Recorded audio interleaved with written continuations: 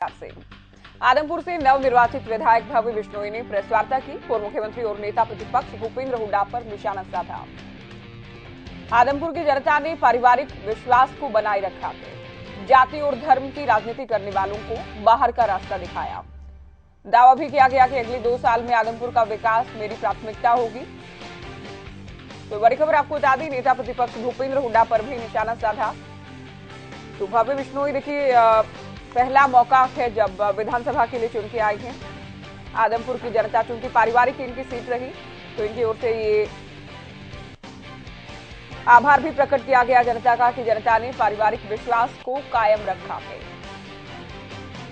तो यहां से इनकी चुनावी राजनीति की शुरुआत, हालांकि इससे पहले लोकसभा चुनाव भी लड़ा था, लेकिन वहां हार मिली थी भव्य बिश्नोई को। अब कुलदीप बिश्नोई के इस्तीफे के बाद ये सीट खाली हुई। जाहिर है पारिवारिक सीट थी और परिवार ने एक बार फिर से जीत ली है। हालांकि कांग्रेस का दावा है कि बेहद शानदार चुनाव लड़ा और कड़ी टक्कर दी गई। चलिए, हमारे वरिष्ठ संवाददाता अमित तिवारी फोन लाइन पर हैं। अमित, भव्य बिश्नोई ने प्रेस वार्ता की और सबसे अधिक जो निशाने पर रहे वो है भूपेंद्र हुड्डा।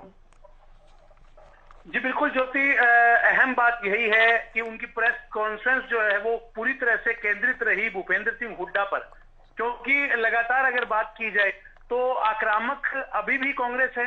कल प्रेस कॉन्फ्रेंस कांग्रेस की थी, उसमें भी तमाम बातें, आदमपुर मुख्य मुद्दा रहा और अब भव्य बिश्नोई ने यह मुद्दा उठाया और सीधे रूप में हमला बोला है पूर्व मुख्यमंत्री भूपेंद्र सिंह हुड्डा और उनकी सियासत को लेकर, 2024 को लेकर।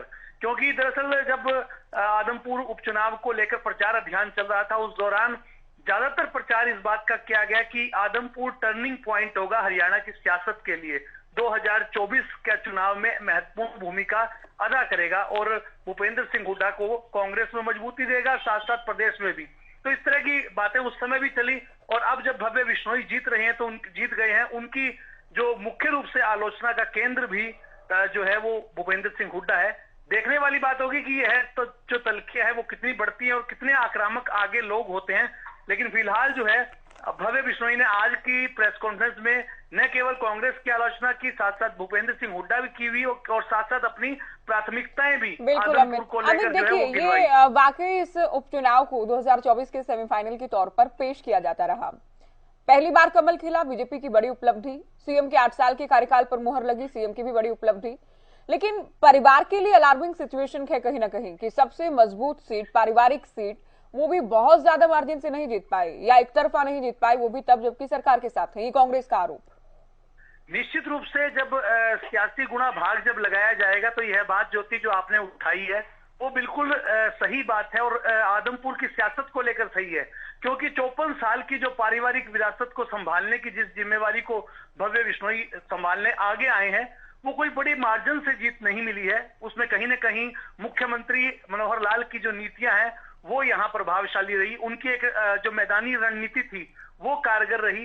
किसको कहां दायित्व सौंपना है, कौन कहां जाके प्रचार करेगा, और भाजपा की जो एक पॉलिसी रहती है चुनाव को लेकर, वो भी यहाँ एक तरह से रणनीतिक तौर पर मजबूती दिखाई दी, जिस वजह से जो बिखराव हो रहा था इस किले का वो वापस से जुड़ा और एक जीत दर्ज की। और भाजपा का कमल खिलना, हरियाणा बनने के बाद से पहली बार इस सीट पर कमल खिलना, यह एक बड़ी उपलब्धि है जो भाजपा के कोटे में गई है। हालांकि भव्य बिश्नोई जरूर अब दावेदारियां कर रहे हैं और बड़ी बड़ी बातें कर रहे हैं, लेकिन देखने वाली बात होगी कि जो चुनावी जो वहां जो मुद्दे उठाए जा रहे थे, विकास के मामले में जो पिछड़ापन है आदमपुर, क्या वो दूर कर पाएंगे भव्य? तो यह भी एक बड़ी चुनौती है। अच्छा आपने देखिए, एक दिलचस्प बात ये भी है, जब हरियाणा न्यूज ने खुद हमने कुलदीप बिश्नोई से बात की जस्ट पोलिंग के बाद, तो दावा किया गया कि जितना भजनलाल ने 2005 में जीत हासिल की उतने मार्जिन से जीत हासिल करेंगे भव्य। खैर वो नहीं हो पाया, लेकिन जीते जरूर। अब सवाल ये भी कि जब उनसे पूछा गया कि क्या वो चाहते हैं कि भव्य बिश्नोई मंत्री भी बने, हालांकि अधिकार सीएम का है, तो जनता का हवाला देते हुए कुलदीप बिश्नोई की ओर से कहा गया कि आदमपुर की जनता ये जरूर चाहती है कि भव्य बिश्नोई को कैबिनेट में जगह दी जाए। ऐसे में देखना ये भी होगा कि जो उम्मीद वो कर रहे हैं या सपना वो देख रहे हैं उस पर सीएम की मोहर लगती है या फिर नहीं। जी बिल्कुल ज्योति, आप लगातार आदमपुर के जो 57 गांव हैं वहां तक पहुंची और ग्राउंड जीरो पर आपने काम किया और कुलदीप बिश्नोई से बात की, तो उस समय भी उनकी ओर से यही कहा गया। और जब हमारी टीम गई थी तब भी उन्होंने यही बात कही कि आदमपुर की जनता चाहती है कि भव्य बिश्नोई को टिकट मिले और अब आदमपुर की जनता चाहती है कि वो मंत्री बने। तो चाहत तो हल्के की है, लेकिन एक पिता की चाहत होती है कि उसका पुत्र जो है वो आगे बढ़े, सियासत में बढ़ता हुआ उसका कद हो। ये हर पिता चाहेगा, और इसी वजह से ही अपनी बनी बनाई सीट का जो इस्तीफा उन्होंने पूरे घटनाक्रम के बाद दिया, और अब जो भव्य बिश्नोई को आगे लेकर आए हैं वो, तो निश्चित रूप से वो चाहेंगे कि, लेकिन भाजपा की रीति नीति अलग है ज्योति, उसमें कुलदीप कितना फिट पाते हैं और कुलदीप की चाहते कितना फिट होती हैं, यह देखने वाली बात होगी। फिलहाल जो है वो उनकी ओर से लगातार यही कहा जा रहा है, और हल्के की जनता का हवाला देकर कहा जा रहा है कि मंत्री बनेंगे या नहीं बनेंगे। आगे वो राजनीति में कहा, केंद्र की राजनीति करने की बात भी कुलदीप ने कही थी, लेकिन क्या उनकी वो मुराद पूरी हो पाएगी, क्या होगा, ये भविष्य के गर्भ में है। लेकिन फिलहाल जो है स्थिति यही है कि आदमपुर की जनता ने इस बार जो मनोहर लाल ने जब जैसे हाथ पकड़ने की बात कही, उसके बाद जो आदमपुर की जनता साथ हुई और रणनीतिक तौर पर मजबूत लड़ाई लड़ी गई भाजपा की ओर से, उसके बाद जीत मिली, तो तमाम सारी जो गुणा भाग है वो भी देखेगी अभी आदमपुर की जनता ने देख लिया है, और आगे भाजपा भी देखेगी किस प्रकार से कुलदीप बिश्नोई का इस्तेमाल कहाँ करना है, यह आगे भविष्य की राजनीति तय करेगी। बिल्कुल, बहुत शुक्रिया अमित, आपने विस्तार से जानकारी दी, और भव्य बिश्नोई की ओर से जो कहा गया, जो आरोप लगाए गए, जो बातें कही गई, उसके मायने क्या थे ये भी बताया। तो 6 तारीख को परिणाम आया था, 3 तारीख को पोलिंग हुई थी, तो उसके बाद सीएम से मुलाकात कर चुके हैं भव्य बिश्नोई और कुलदीप बिश्नोई। बीजेपी के हरियाणा मामलों के प्रभारी विप्लव देव से भी मुलाकात कर चुके हैं। अभी प्रेस वार्ता की गई है, जिसमें सबसे ज्यादा भूपेंद्र हुड्डा निशाने पर थे भव्य बिश्नोई के, जिनके नेतृत्व से मैं आदमपुर की जनता का, छत्तीस बिरादरी के हमारे परिवार का भी धन्यवाद करता हूं, जिन्होंने एक बार फिर 54 साल के जो उनके और हमारे बीच का पारिवारिक जो विश्वास है उसको आशीर्वाद दिया। और जो लोग जाति धर्म के नाम पर राजनीति करते हैं, झूठ फरेब की राजनीति करते हैं, असभ्यता की राजनीति करते हैं, उनको बाहर का रास्ता दिखाने का काम किया। आप सभी के माध्यम से मैं धन्यवाद करता हूं उन सभी कार्यकर्ताओं नेताओं का भी, जिन्होंने आदमपुर के उपचुनाव को अपना चुनाव समझकर पूरी मेहनत के साथ अपनी भूमिका को निभाया। आप सभी के माध्यम से इस जीत को मैं हरियाणा प्रदेश के मुख्यमंत्री श्री मनोहर लाल खट्टर जी को भी समर्पित करता हूं, जिनकी कार्यशैली से आज पूरा हरियाणा प्रदेश प्रभावित है।